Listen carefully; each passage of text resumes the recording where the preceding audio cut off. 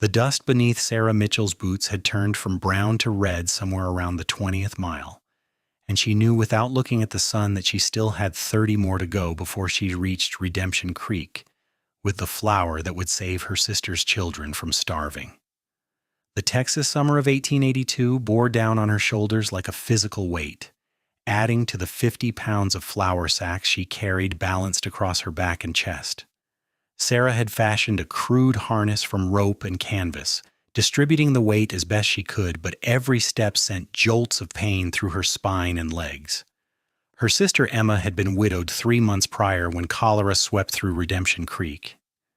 Taking her husband and leaving her with 4 children under the age of 10, and a failing wheat crop that had yielded nothing but dust and broken dreams. The telegram Sarah received 2 weeks ago had been brief and desperate. No food, children hungry, please help. Children, cannot leave them to come to you. Emma. Sarah had scraped together every cent she had saved from her work as a seamstress in Abilene, bought as much flour as she could carry, and set out on foot because she could not afford both the flour and a horse. The stagecoach would not take her without payment she did not have, and waiting for charity meant waiting while her nieces and nephews grew weaker.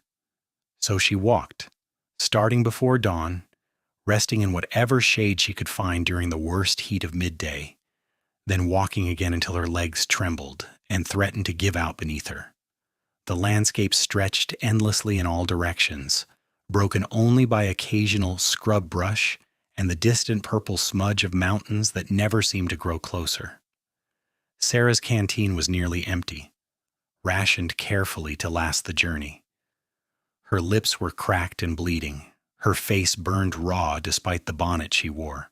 Blisters had formed and burst and formed again on her feet, and she could feel blood squelching in her left boot with every step. But she kept moving because 4 children needed her, because Emma needed her, because family meant everything and nothing else mattered. She was hallucinating slightly by the 25th mile, seeing water where there was none, hearing voices in the wind.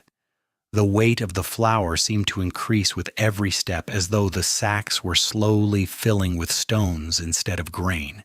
Sarah's vision blurred, and she stumbled, catching herself on her hands and knees, the flour sacks pulling her down. For a long moment she knelt there in the dirt, breathing hard, tasting copper and dust. Every muscle screamed at her to stop, to rest, to give up. But she thought of little Catherine, only 6 years old, with Emma's same green eyes. She thought of the twin boys, Thomas and Timothy, who were 8 and loved to catch frogs in the creek. She thought of baby Margaret, barely 4, who still sucked her thumb when she was frightened. Sarah pushed herself back to her feet, adjusted the harness, and kept walking. The sun was beginning its descent toward the horizon when she saw the rider approaching from the direction of Redemption Creek. At first she thought it was another hallucination, a trick of heat and exhaustion, but the figure grew more solid as it approached, resolving into a man on a black horse sitting easy in the saddle with the natural grace of someone born to it. Sarah's hand instinctively went to the small knife she carried in her boot, though she knew if he meant her harm she would be helpless to stop him. She was too tired to run, too burdened to fight. The rider slowed as he neared, then stopped about 20 feet away. He was younger than Sarah had first thought, probably close to her own 26 years, with sun-bronzed skin and dark hair that curled slightly beneath his worn Stetson. His eyes were a startling blue, almost turquoise, and they studied her with an expression she could not quite read. Concern, maybe. Confusion. He wore the dusty denims and leather vest of a working cowboy, and a gun belt sat low on his hips, though his hands remained clearly visible on his saddle horn. "Mom, dear," he said, his voice rough but not unkind. "You look like you could use some help." Sarah's throat was too dry to answer immediately. She swallowed, wincing at the pain, and managed, "I am managing fine, thank you." It was a ridiculous lie, and they both knew it. She was sunburned, dehydrated, trembling with exhaustion, and carrying a load that would challenge a man twice her size. The cowboy's mouth quirked in something that might have been a smile if there had been any humor in the situation. "Begging your pardon, ma'am, but you look about ready to fall over dead. Where are you headed with all that flour?" "Redemption Creek," Sarah said. "My sister lives there. She has 4 children and no food. I have walked 25 miles, and I have 25 more to go, and I will thank you not to delay me further." She tried to step around him, but her legs chose that moment to betray her. She stumbled again, and this time she could not catch herself. She braced for the impact with the ground, but instead found herself caught by strong arms. The cowboy had dismounted faster than she would have thought possible and now held her upright, taking some of the weight of the flour sacks. Up close, she could see the worry in those blue eyes, the lines around them from squinting into the sun, the stubble on his jaw. "Easy now," he said gently. "When did you last drink water? Eat anything?" "This morning," Sarah said, which was not quite true. She had finished the last of her water 2 hours ago, and the last of her food the previous evening, but she would not accept charity from a stranger, would not be beholden to any man. Her father had taught her that lesson well before he died, and experience had reinforced it. Men always wanted something in return. The cowboy was studying her face, and whatever he saw there made him frown. "You are lying," he said flatly, "and you are going to die if you keep going like this. The sun is brutal this time of year, and you're carrying enough weight to break a pack mule. At least take some water." He guided her to sit on a nearby rock, moving with a gentleness that surprised her given the strength she could feel in his arms. Then he returned to his horse and came back with a canteen, uncorking it and pressing it into her hands. Sarah's pride warred with her desperate thirst. Thirst won. She drank deeply, the water lukewarm, but tasting better than anything she could remember. When she finally lowered the canteen, embarrassed by her own desperation, she found the cowboy watching her with an expression that made something in her chest tighten. "Thank you," she said stiffly. "I appreciate your kindness, but I must continue on." "To Redemption Creek," he said. 25 more miles, with 50 pounds of flour on your back and no water and no food, and boots that I can see are soaked through with blood." "My nieces and nephews are starving," Sarah said, and her voice broke despite her best efforts to keep it steady. "Their father died of cholera. My sister has nothing. I promised her I would come. I promised." The cowboy was quiet for a long moment, looking out at the endless landscape, then back at her. "My name is James Garrett," he said. "I work at the Circle K Ranch about 10 miles south of Redemption Creek. I was heading into Abilene for supplies, but that can wait. Let me help you." "I cannot pay you," Sarah said immediately. "I spent everything I had on the flour." "I did not ask for payment," James said. His voice was patient, like he was talking to a spooked horse. "Your sister, what is her name?" Emma Parker. She lives on the old Hendricks homestead outside Redemption Creek." Recognition flickered across James's face. "I know the place. I heard about Frank Parker passing. That is hard on a family. Those kids, they are young?"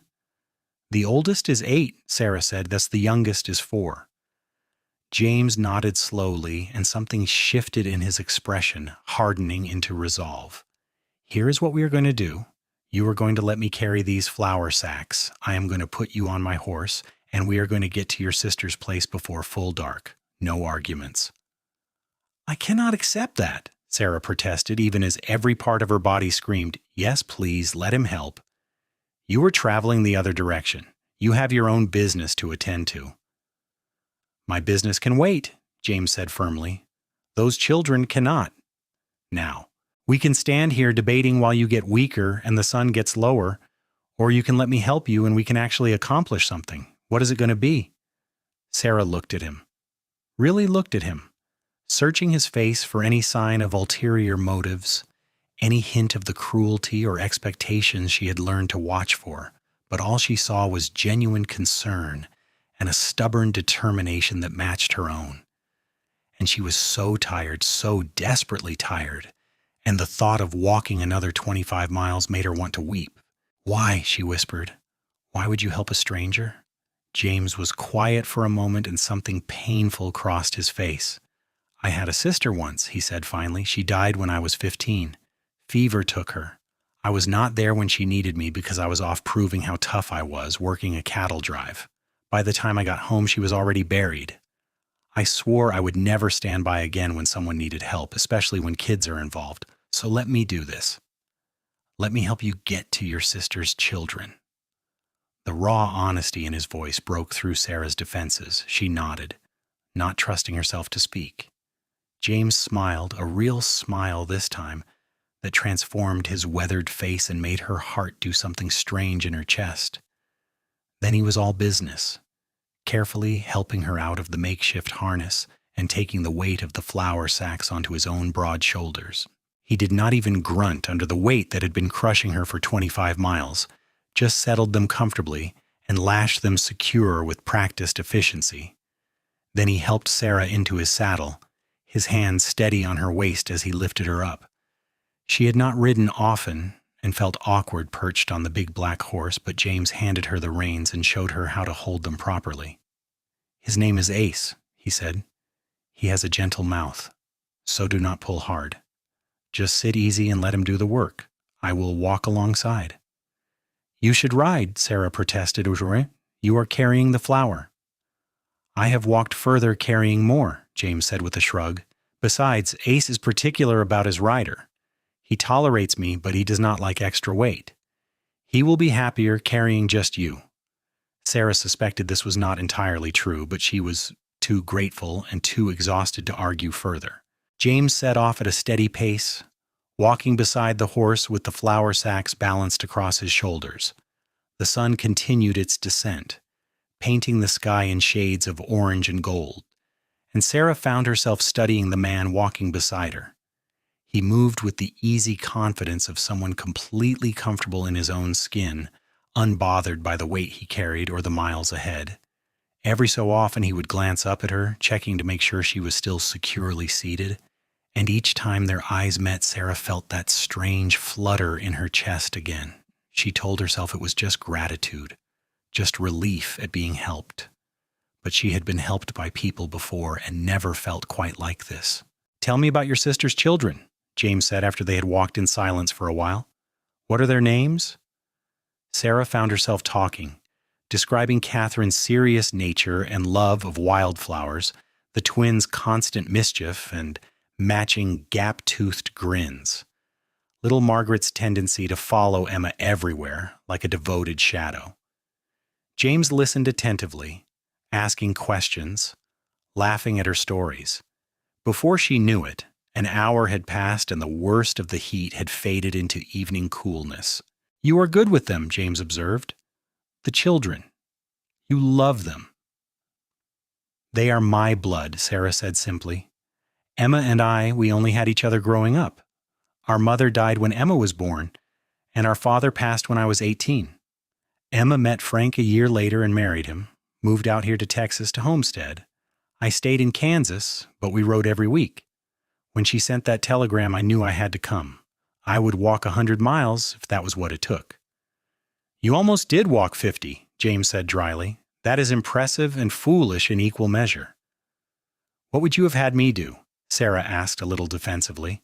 Let them starve while I waited for someone else to solve the problem? I would have had you ask for help sooner, James said. There are good people in this world, Miss Mitchell. People who would have gladly contributed to help a widow and her children. Sarah, she said, you are carrying 50 pounds of flour for a stranger. I think you can call me Sarah. Sarah, James repeated, and the way he said her name made her shiver despite the lingering heat. And you would be surprised how much people will help if you just give them the chance. The ranchers around Redemption Creek, they look after their own. If your sister had sent word she was struggling, folks would have stepped up. Pride, Sarah said quietly. Emma has always been proud. It must have cost her dearly to send that telegram to me. She would never beg from neighbors. Sometimes pride is a luxury we cannot afford, James said, and there was something in his voice that suggested he spoke from experience. But I understand it. I was the same way for a long time after my parents died. Thought I had to do everything myself. prove I did not need anybody. Nearly killed myself with stubbornness before I learned better. What changed? Sarah asked. James was quiet for a moment, his boots crunching steadily in the dirt. I got thrown from a horse out in the middle of nowhere. Broke my leg badly, compound fracture with the bones sticking out. I tried to walk back to the ranch anyway, figured I could make it if I was just tough enough. Made it about a quarter mile before I passed out from the pain. If another hand had not come looking for me, I would have died out there. Spent 2 months recovering, a lot of it thinking about how stupid I had been. Realized that asking for help is not weakness, it is wisdom. Sarah absorbed this, thinking about her own stubborn march across 50 miles of Texas wasteland. I suppose we are both fools then, she said lightly, me for walking and you for helping me. If helping you makes me a fool, then I will wear the title gladly, James said, glancing up at her with a smile that made her breath catch. They fell into comfortable conversation after that, the miles passing more easily than Sarah would have thought possible. James told her about working on the Circle K ranch, about the cattle drives he had been on, about the time a rattlesnake spooked the herd and caused a stampede that took 3 days to sort out. Sarah told him about her work as a seamstress, about the elaborate wedding dress she had made for the mayor's daughter, about the time she accidentally sewed her own sleeve to a quilt and had to cut herself free. By the time full darkness fell, they had covered another 10 miles. James called a halt near a small creek where cottonwood trees offered shelter. We should rest a few hours, he said. Let Ace drink and graze. You need to eat something and sleep, even if it is just for a little while. Sarah wanted to protest, but she was swaying in the saddle, barely able to keep her eyes open. James helped her down, his hands strong and steady on her waist, and she was acutely aware of how close they were standing, how she could see the flecks of darker blue in his eyes, even in the fading light. Then the moment passed, and he was guiding her to sit against a tree trunk, pulling dried beef and hardtack from his saddlebags. Eat, he commanded gently, pressing the food into her hands. I know it is not much, but it will help. Sarah ate mechanically, too tired to taste much. James built a small fire, more for light and comfort than warmth, and tended to Ace, removing the saddle and rubbing the horse down with handfuls of grass. Sarah watched him through heavy-lidded eyes, noting the care he took with the animal, the gentleness in his movements. This was a good man, she thought hazily. A truly good man. They were rarer than gold in her experience. Sleep, James said, returning to sit across the fire from her. I will keep watch. We will leave again before dawn and reach your sister's place by mid-morning. You need to sleep too, Sarah protested weakly. I will rest after we get those children fed, James said firmly. Now sleep, Sarah. That is an order. Sarah was too exhausted to argue further. She curled up against the tree trunk, using her shawl as a pillow, and despite the hard ground and unfamiliar surroundings, she fell asleep almost instantly. She woke sometime in the deepest part of night to find a blanket covering her, one she recognized as coming from James's saddle. The fire had burned down to coals, and James sat beside it, his back against another tree, his hat pulled low over his face. But she could tell from his breathing that he was still awake, still keeping watch. Something warm and sweet bloomed in her chest, a feeling she had not experienced in so long she almost did not recognize it. Trust. And maybe, just maybe, the first stirrings of something deeper. James woke her before dawn with a gentle touch on her shoulder and a cup of coffee somehow brewed over the rekindled fire. Sarah sat up, disoriented for a moment, then remembered where she was and why. Her body ached in new and creative ways, muscles she had not known she possessed screaming their protest. But she felt marginally more human after a few hours of sleep and the hot coffee. How are you feeling? James asked, crouching beside her. Like I was trampled by cattle, Sarah admitted, but better than yesterday. Thank you for the blanket and for keeping watch. You're welcome, James said simply. He studied her face in the growing dawn light, and she saw the dark circles under his eyes, the lines of fatigue around his mouth. He had not slept at all, she realized. He had given her his blanket and stayed awake all night to make sure she was safe. You should have rested, she said softly. I will rest later, James repeated with a slight smile. Come on, those kids are waiting.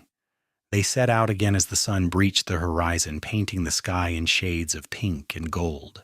Sarah rode Ace again while James walked beside them, the flour sacks once more balanced across his shoulders. But this time Sarah did not feel guilty about riding. She understood now that James was the kind of man who needed to help, who found purpose in being useful. Fighting him on it would only insult them both. The landscape gradually changed as they drew closer to Redemption Creek. The flat plains gave way to gentle rolling hills, and patches of actual green appeared among the brown.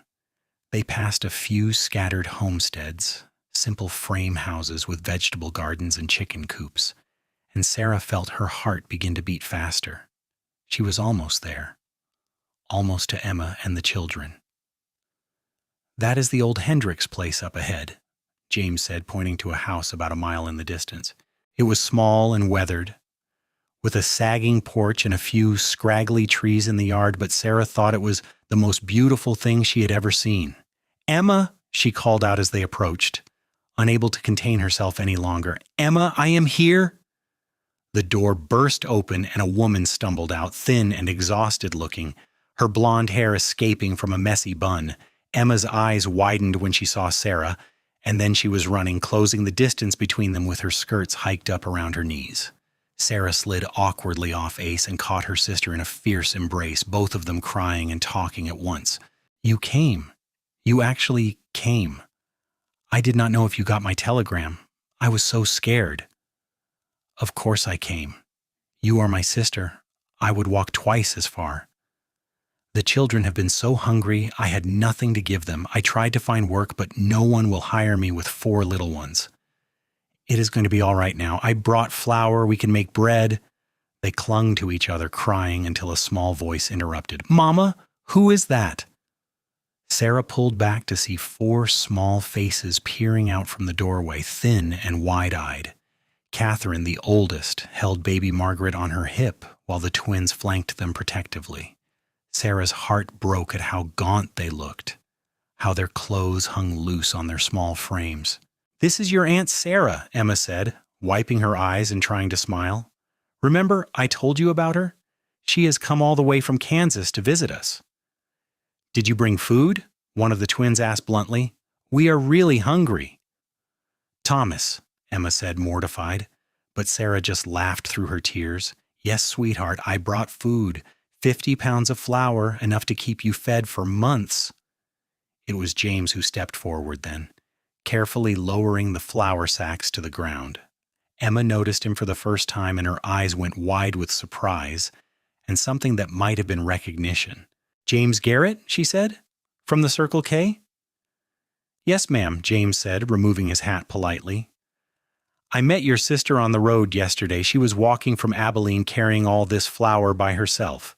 Thought she could use some help with the last half of the journey.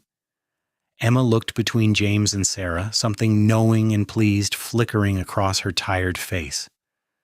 That was very kind of you, Mr. Garrett. Thank you for helping my sister. Please, will you stay for breakfast? It is the least I can offer after what you have done. I would not want to impose, James said, but his eyes were on the children, taking in their hollow cheeks and thin arms, and Sarah saw his jaw tighten. Please, Sarah said softly, stay. Let us make bread together and feed these children properly. You have walked all night. You must be hungry too. James hesitated, then nodded. I would be honored. What followed was a flurry of activity. Emma's kitchen was sparse with just a wood stove, a rough table, and some basic utensils, but it was enough. Sarah and Emma worked together with the practiced coordination of sisters who had grown up cooking side by side, mixing flour and water and salt, and a tiny precious bit of yeast Emma had been hoarding. James kept the children entertained, letting them take turns wearing his hat and telling them outrageous stories about cattle drives and Wild West adventures. Sarah found herself watching him more than she watched the bread. Noting how gentle he was with little Margaret, how patient with the twins' endless questions, how he treated shy Catherine with a respect that made her blossom. By the time the bread came out of the oven, golden and steaming and smelling like heaven, Sarah had fallen halfway in love with James Garrett. They ate together at the crowded table, the children tearing into the fresh bread with butter Emma had churned herself, their faces transforming with each bite. Emma kept thanking Sarah over and over until Sarah had to take her hand and squeeze it gently, telling her without words that family did not need thanks. And through it all, Sarah kept catching James's eye across the table, and every time their gazes met, she felt that flutter in her chest grow stronger. After breakfast, James excused himself to tend to Ace and give the sisters time to talk privately. The children followed him outside like ducklings, drawn by his easy manner and endless patience. Through the window, Sarah watched him teach the twins how to properly curry a horse while Catherine held Margaret and looked on with serious concentration. "He is a good man," Emma said quietly, coming to stand beside Sarah. "James Garrett. There was talk in town when he first came to the Circle K about 3 years ago. He was running from something, though nobody knew what. But he worked hard, proved himself reliable. A few months ago, he stopped a bank robbery in Redemption Creek. One of the robbers had a gun on the bank manager's wife, and James just walked up calm, as you please, and talked him into surrendering. Did not draw his weapon, did not get anyone hurt, just talked until the man put his gun down." Sarah absorbed this new information, watching as James lifted little Margaret onto Ace's back and led the horse in a slow circle while the child shrieked with delight. "He told me he had a sister who died," she said softly, "that he learned to help people because he could not help her." "He looks at you like you hung the moon," Emma observed, and there was warmth in her voice. "I saw how he was watching you during breakfast, like you might disappear if he looked away too long." "Do not start matchmaking," Sarah said, but she could feel heat rising in her cheeks. "He was just being kind, helping a stranger in need." "Sarah, I have been married. I know what a man looks like when he's interested, and James Garrett is very interested." Emma paused, then added more seriously, "You deserve happiness, sister. You have spent so much of your life taking care of everyone else. Let someone take care of you for a change." Sarah did not answer, but her eyes stayed on James as he patiently answered another question from Thomas, or possibly Timothy. She could not tell the twins apart yet, and she thought about how it had felt to have him catch her when she fell, to sit beside his fire feeling safe for the first time in miles, to watch him be so gentle with children who were not even his own. Maybe Emma was right. Maybe she did deserve happiness. Maybe it was all right to want something for herself. James stayed through lunch, helping Emma repair a section of fence that had fallen down and replacing some rotted boards on the porch. Sarah watched him work, noting the easy strength in his movements, the way he involved the twins in the repairs and made them feel like they were helping. By the time he finally said he needed to head back to the Circle K before his boss sent out a search party, it was mid-afternoon and Sarah felt a sharp pang of disappointment. "Thank you again," Emma said, clasping James's hand warmly, "for everything. You saved my sister's life, I think, and you have done more for my family in one day than we had any right to expect." "It was my pleasure, ma'am," James said. Then he turned to Sarah, and his expression softened. "Walk me to my horse?" Sarah nodded, her mouth suddenly dry. They walked slowly across the yard, neither speaking until they reached where Ace waited patiently. James checked the saddle rigging, his hands busy, but Sarah could tell he was gathering his thoughts. "I would like to see you again," he said finally, not looking at her. "If that would be acceptable. I know we only just met, and I do not want to presume, but I cannot stop thinking about what you did, walking all that way for your sister's children, the courage that took, the love, and I want to know you better, Sarah Mitchell. A lot better." Sarah's heart was pounding so hard she was sure he must be able to hear it. "I would like that too," she said softly. "Very much." James looked up then, and the smile that spread across his face was brilliant. I could come by on Sunday after church, he suggested.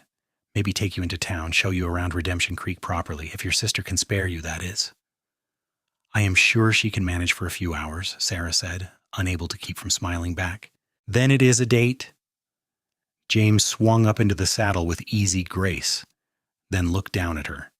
You are remarkable, you know that? Truly remarkable. Before Sarah could respond, he had turned Ace and was cantering away, his hand raised in farewell. Sarah stood in the yard watching until he disappeared over a hill, and only then did she let herself touch her cheeks and feel the smile that would not fade. Behind her, Emma laughed softly, definitely smitten. Hush, Sarah said, but she was grinning too hard to make it sound convincing. The next 3 days passed in a blur of activity. Sarah and Emma threw themselves into setting the household to rights, making bread and simple meals that gradually put color back into the children's cheeks. Sarah also put her seamstress skills to use, letting out the children's clothes that had been taken in during the lean times and making new shirts for the twins from fabric Emma had tucked away. They talked for hours after the children were asleep, catching up on the years of letters, sharing grief over Frank's death, making plans for how Emma could make the homestead profitable again. I think we should plant a vegetable garden, Sarah said on Saturday evening as they sat on the porch watching fireflies. A big one. We can sell the surplus in town, and maybe get some chickens. Eggs sell well, and the children could help care for them. I do not have money for seeds or chickens, Emma said quietly. I do, Sarah said. Or I will. I can take in sewing. There must be people in Redemption Creek who need dresses made or clothes mended, and you could take in laundry. Between us, we can make this work, Emma. We can build a good life here for you and the children. You are staying? Emma asked, her voice thick with emotion. Truly staying? Not going back to Kansas? Sarah had not consciously made the decision until that moment, but as soon as Emma asked, she knew the answer. I am staying. You need me. The children need me, and... She paused, thinking about blue eyes and a gentle smile. There might be other reasons to stay, too. Emma laughed and hugged her sister tightly. He is going to be so happy. Sunday dawned bright and clear, and Sarah spent far too long deciding what to wear. She had brought only 2 dresses with her, both practical cotton that had seen better days. Emma loaned her a blue calico that brought out her eyes, and Catherine insisted on weaving wildflowers into Sarah's hair. By the time the family piled into Emma's rickety wagon for the ride to church, Sarah was a bundle of nerves. The church in Redemption Creek was a simple white building with a wooden cross on the roof. The congregation was small but welcoming. Families who had carved out lives in this harsh land through sheer determination.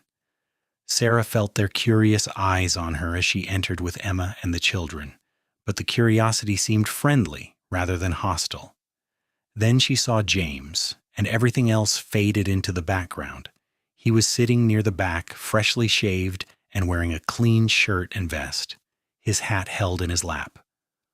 When he saw her, his face lit up in a way that made her heart soar. He gestured to the empty space beside him, and Sarah slid into the pew, acutely aware of his warmth beside her. You look beautiful, he whispered as the preacher began his sermon. You clean up rather well yourself, Sarah whispered back, and was rewarded with a grin. The service passed in a pleasant blur. Sarah found herself sharing a hymnal with James, their voices blending on old familiar songs, their hands touching every time they turned a page. When the preacher spoke about loving your neighbor and helping those in need, James glanced at her and winked, and Sarah had to suppress a very unchurch-like giggle. After the service, James introduced Sarah to what seemed like half the town. There was the banker, Mr. Harrison, whose wife James had helped save during the robbery. The general store owner, Mrs. Chen, a Chinese immigrant who had come to Texas with her husband to work on the railroad and stayed after he died. The school teacher, Miss Abernathy, who immediately asked if Sarah could help her with new curtains for the school.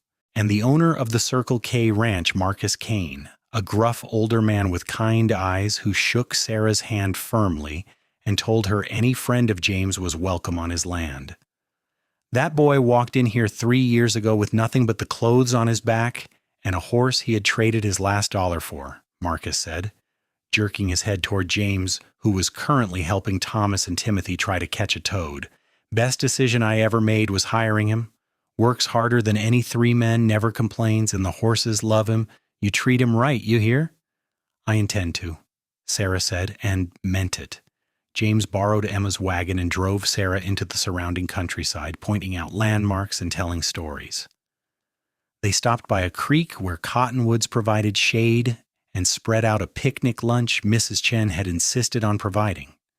They sat on a blanket and ate fried chicken and potato salad and apple pie, talking about everything and nothing. Tell me about Kansas, James said, lying back on the blanket with his hat over his eyes. What was it like growing up there?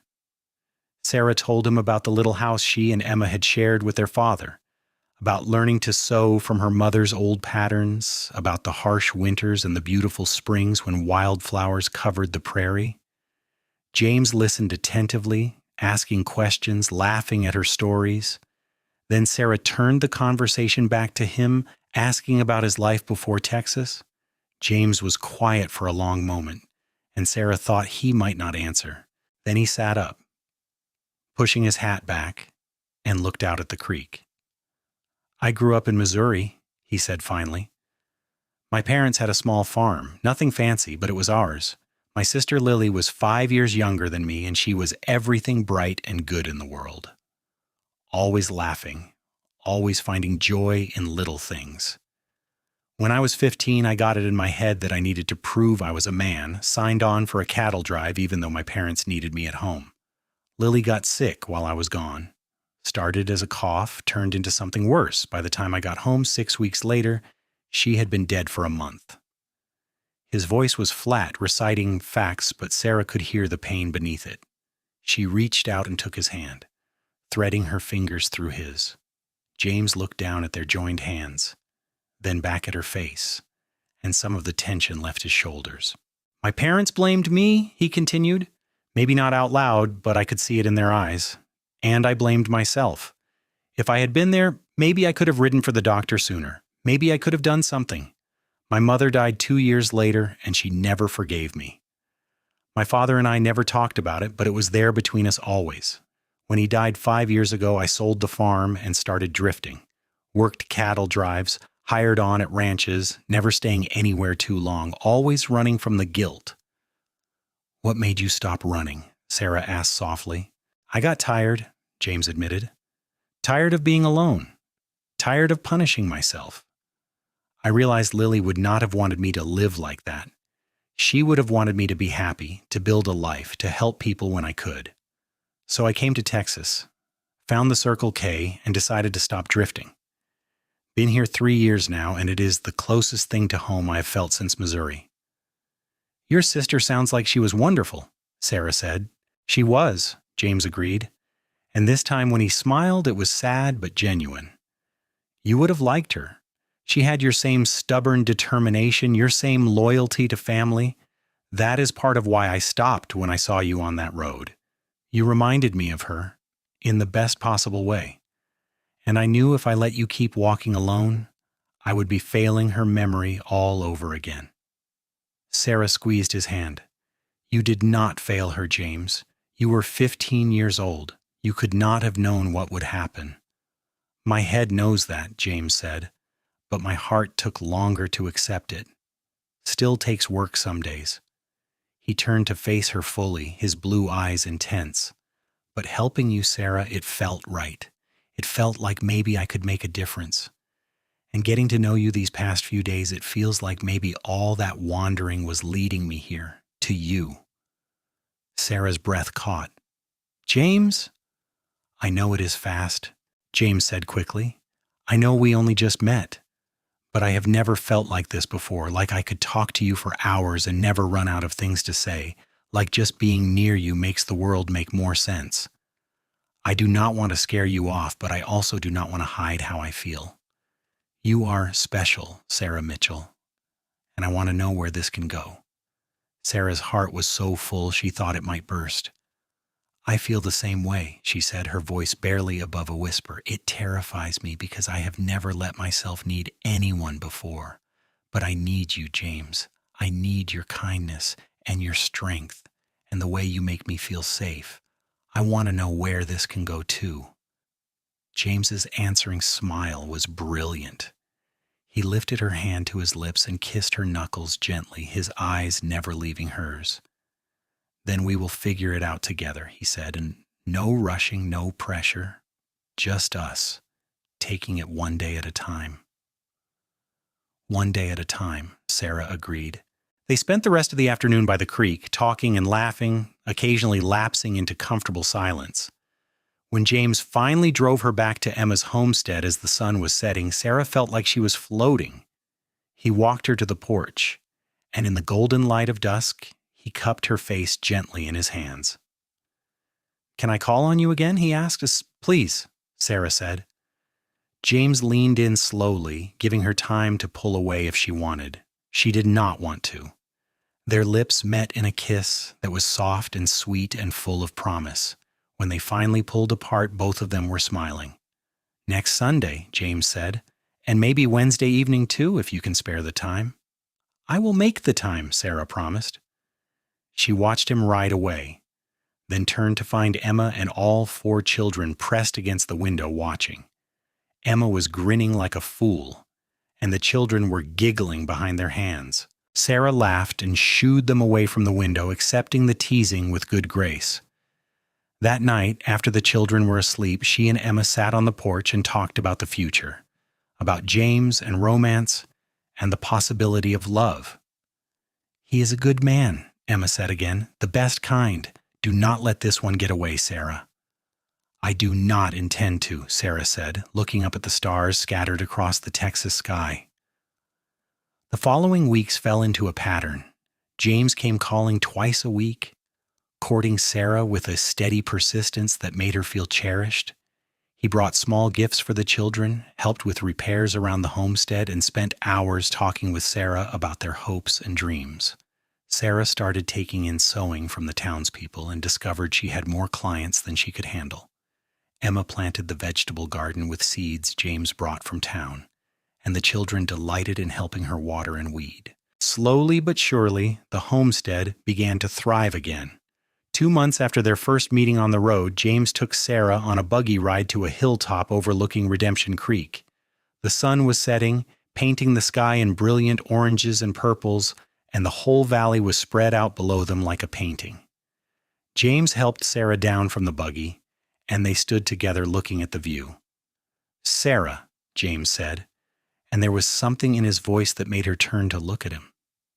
He was nervous, she realized, his hands fidgeting with his hat. I have been thinking a lot these past few weeks about the future, about what I want from life.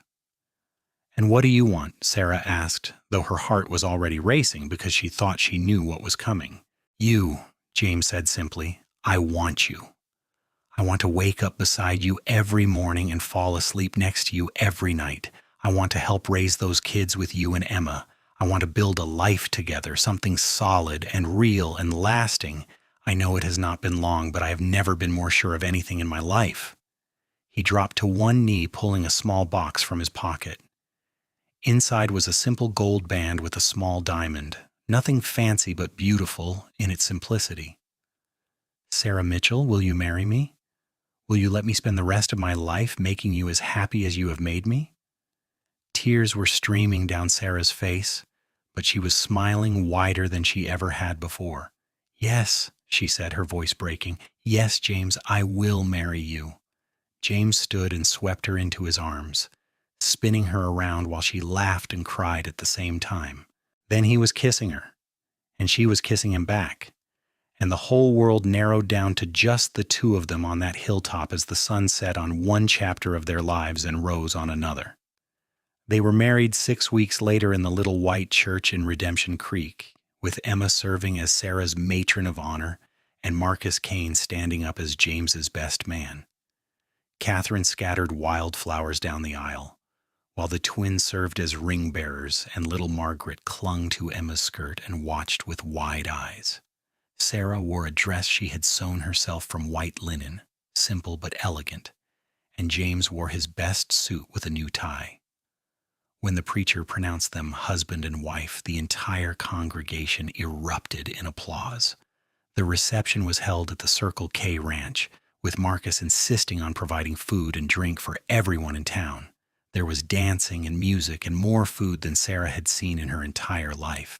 She danced with James until her feet hurt, then kicked off her shoes and danced some more. The children ran wild with the other ranch kids, drunk on cake and lemonade and the sheer joy of celebration. And through it all, Sarah kept looking at the ring on her finger and the man who had put it there, marveling at how her life had changed. "Happy?" James murmured as they swayed together during a slow song. "So happy I could burst," Sarah admitted. "I walked into Texas expecting nothing but hardship, and I found everything I did not know I needed." "We found each other," James corrected, "and I will spend every day for the rest of my life making sure you never regret saying yes." James had been saving his wages carefully for years, and with Sarah's money from her sewing business, they had enough to buy a small homestead about 2 miles from Emma's place. It was not much, just 80 acres with a modest house and a barn that needed work, but it was theirs. They spent their first months of marriage fixing it up, working side by side from dawn to dusk. James broke ground for planting while Sarah made the house into a home with curtains and quilts and flowers and mason jars. On Sundays, they had dinner with Emma and the children, a chaotic, joyful affair that usually ended with James giving horseback rides while Sarah and Emma cleaned up and talked. Their first winter was harsh, with storms that piled snow 3 feet deep and winds that howled like living things. But the house was snug and warm, and Sarah had never felt so safe as she did, wrapped in James's arms with the fire crackling and the wind raging outside. They talked for hours on those long winter nights, learning each other in ways that went deeper than physical intimacy. Sarah told James about her fears, her dreams, the lonely years after Emma moved away. James told Sarah about the guilt he still sometimes felt, the nightmares where he arrived home too late to save Lily. They healed each other slowly, love proving to be the best medicine for old wounds. Spring brought new life in more ways than one. The crops James had planted began to push up through the soil in neat green rows. The apple trees in the yard bloomed white and pink. And Sarah realized with a mixture of joy and terror that she was pregnant. She told James on an evening in late April after they had finished dinner and were sitting on the porch watching the sunset. "I have news," she said, taking his hand and placing it on her still flat stomach. "We are going to have a baby." James's face went through several expressions in rapid succession: shock, joy, fear, and finally settling on a smile so bright it could have lit the whole valley. "A baby," he breathed. "We are having a baby. When?" "Late November, I think, maybe early December." Sarah searched his face anxiously. "Are you happy? I know we have not talked much about children yet, and money is still tight." "Happy?" James pulled her into his arms, holding her like she was made of spun glass. "Sarah, I am over the moon, terrified out of my mind, but over the moon. We are going to be parents." "We are going to be parents," Sarah repeated, and started to laugh because it was so wonderful and so impossible, and yet completely real. The pregnancy progressed smoothly, though Sarah was sick for the first 3 months and exhausted for most of the rest. James hovered like a worried hen, insisting she rest more and work less, bringing her tea and crackers when her stomach rebelled. Emma came over frequently to help with the housework and offer advice from her own 4 pregnancies. The children were thrilled at the prospect of a new cousin, with Catherine already planning how she would help take care of the baby. Sarah's belly swelled through the summer and into autumn, and with it grew James's wonder. He loved to feel the baby kick. His large hand splayed across her stomach, his face breaking into a grin every time he felt movement. They spent evenings discussing names, arguing good-naturedly over whether they wanted to know beforehand or be surprised. In the end, They decided to wait. The baby came on a cold December night when snow was falling softly outside. Emma served as midwife, with James pacing anxiously in the other room and trying not to wear a hole in the floor. Labor was long and hard, and there were moments when Sarah was sure she could not go on. But Emma coached her through it, and finally, just before dawn, a baby's cry split the air. "It is a boy," Emma announced, placing the tiny bundle in Sarah's arms. "A healthy baby boy." Sarah looked down at her son, at his red, scrunched-up face and tiny fists, and fell in love all over again. Then James was there, kneeling beside the bed, with tears streaming down his face, staring at his son with an expression of absolute awe. "Can I hold him?" James asked, his voice shaking. Sarah placed the baby carefully in James's arms and watched as her strong, capable husband cradled their son like he might break. "Hello, little one," James whispered.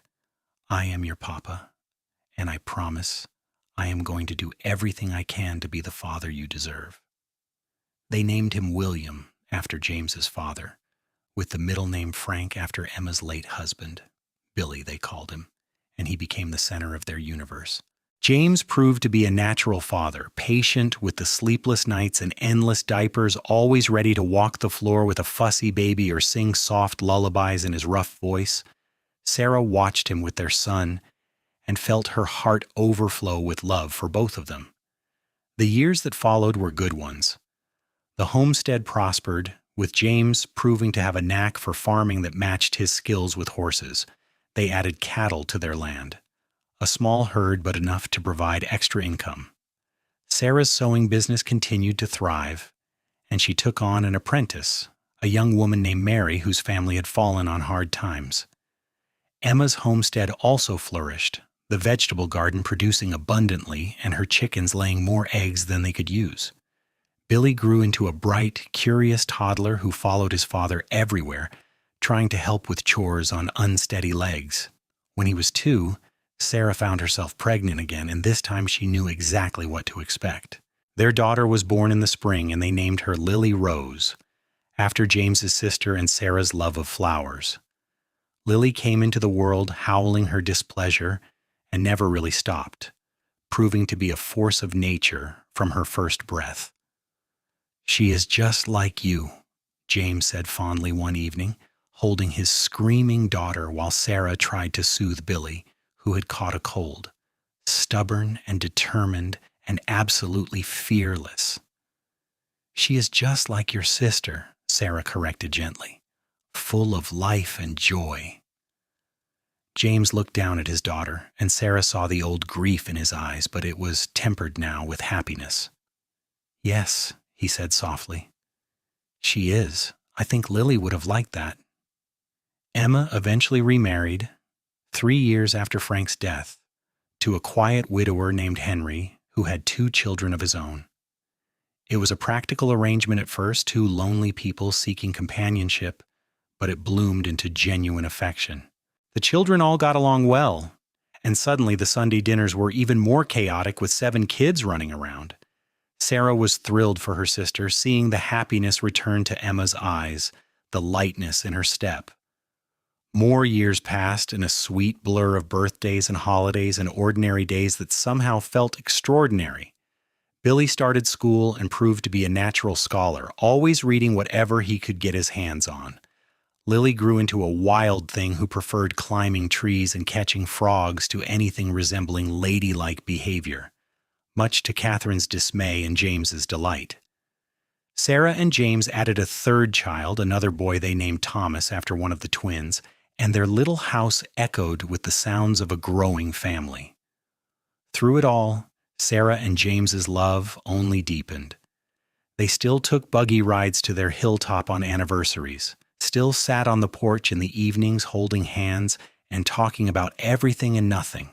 They weathered droughts and harsh winters, sick children and crop failures, the everyday struggles of frontier life. But they weathered them together, and that made all the difference. On their 10th anniversary, James surprised Sarah by taking her back to the spot where they had first met. That stretch of road between Abilene and Redemption Creek. They stood there, in the dusty heat, Sarah's hand in his looking at the empty landscape. 10 years ago, I was walking down this road carrying flour and trying not to die, Sarah said, shaking her head in wonder, and you rode up out of nowhere and changed my entire life. You changed mine, James corrected. I was just drifting before I met you, going through the motions. You gave me purpose, Sarah. You gave me a reason to finally stop running and start living. We saved each other, Sarah said. I was so focused on saving Emma and the children that I did not realize I needed saving too. I had built walls around my heart so high I thought nothing could get through. And then there you were, offering to carry my burdens without asking for anything in return. How could I not fall in love with you? James pulled her close, kissing her forehead.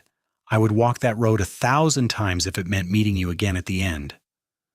We have 3 children, a homestead, and a life together, Sarah said, laughing.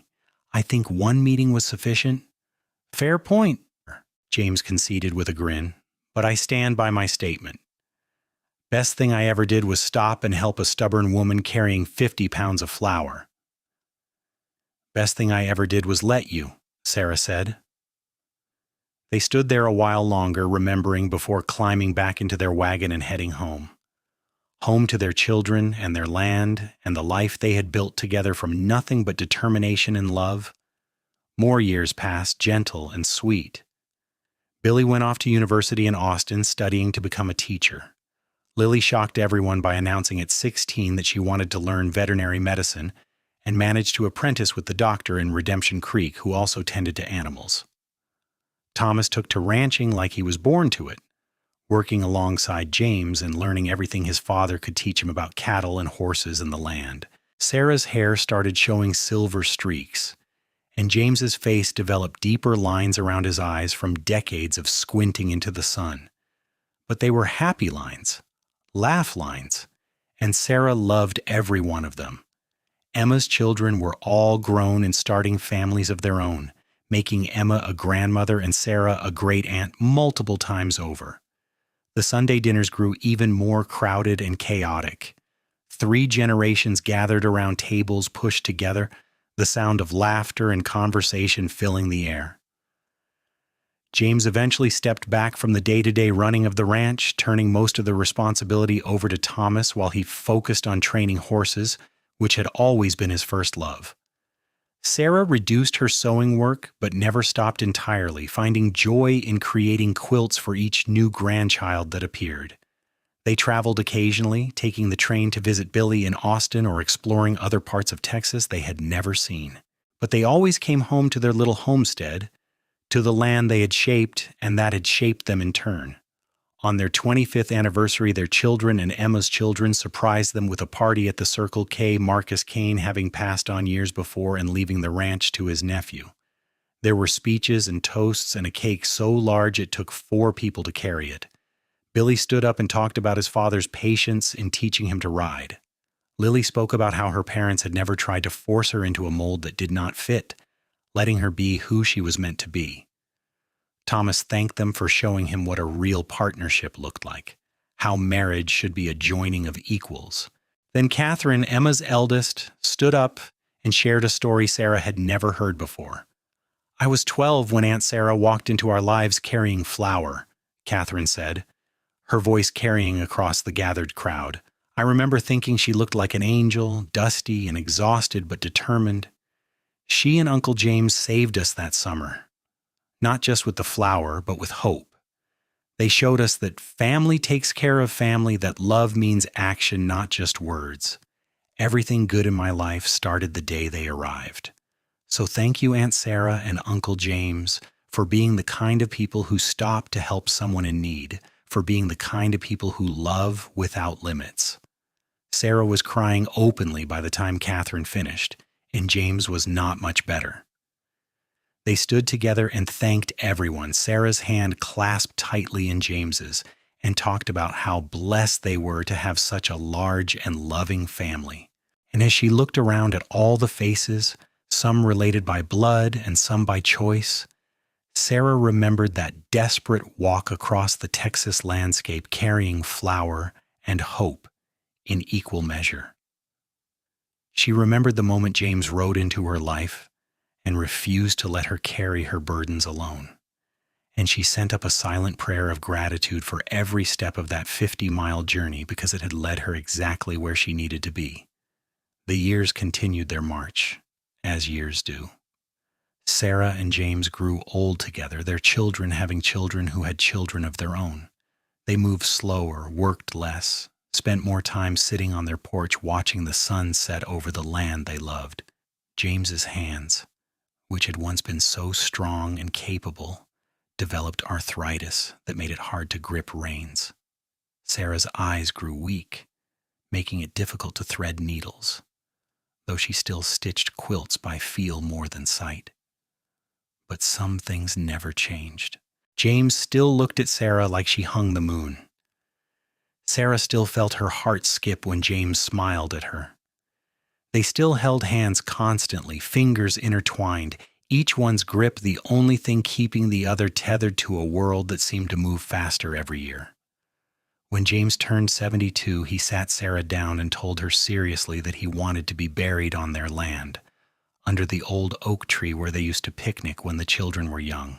Sarah told him not to talk nonsense, that he was as healthy as an ox and would probably outlive them all. But she understood the need to plan, to know that even death would not separate them from this place they loved. "When I go," James said, and Sarah shushed him, but he continued stubbornly, "When I go, I want you to remember that meeting you was the best thing that ever happened to me. You gave me everything, Sarah. A home, a family, a purpose. You taught me how to forgive myself, how to live instead of just existing. Every single day with you has been a gift." "James Garrett, you stop talking like this right now," Sarah said fiercely, tears streaming down her face. "We have years left together, decades maybe." "Maybe," James agreed, pulling her close, "but just in case, I wanted you to know. I love you more than words can say, Sarah Mitchell Garrett, and I always will." They had 5 more good years together. 5 years of watching their family grow and flourish. 5 years of quiet evenings and gentle touches and love that had deepened into something unshakable.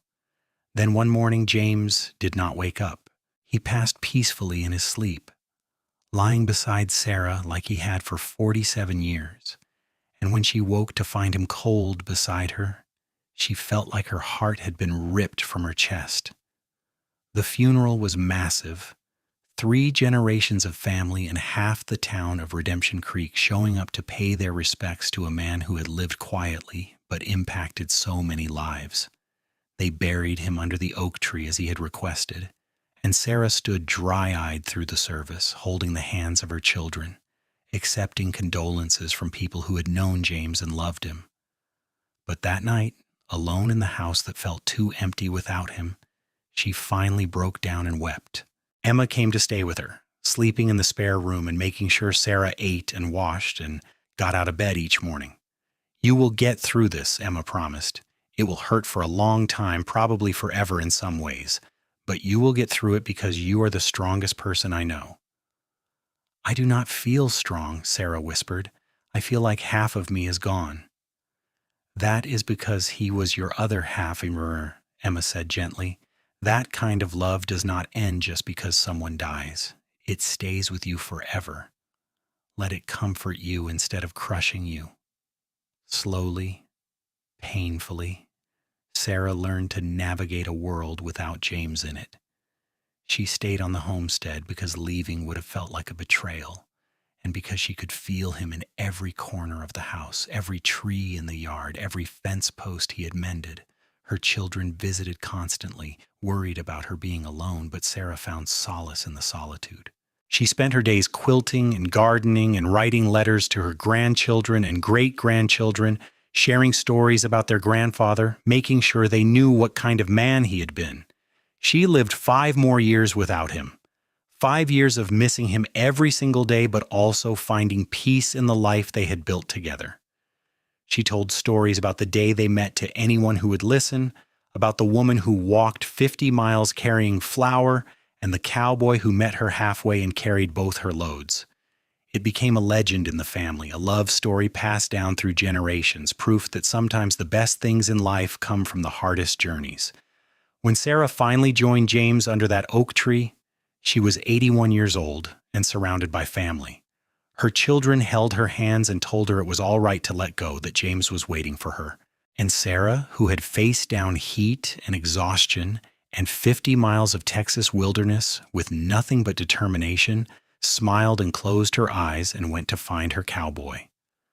The homestead stayed in the family for generations, carefully maintained by Sarah and James's descendants who understood what that land represented. The house was updated over the years but never torn down, and the oak tree where they were buried grew tall and strong, its branches providing shade for picnics and wedding proposals and quiet moments of reflection. And every summer, on the anniversary of the day they met, the family gathered there to tell the story of Sarah and James, of flower and love, and the cowboy who changed everything when he decided to help a stranger on a dusty road.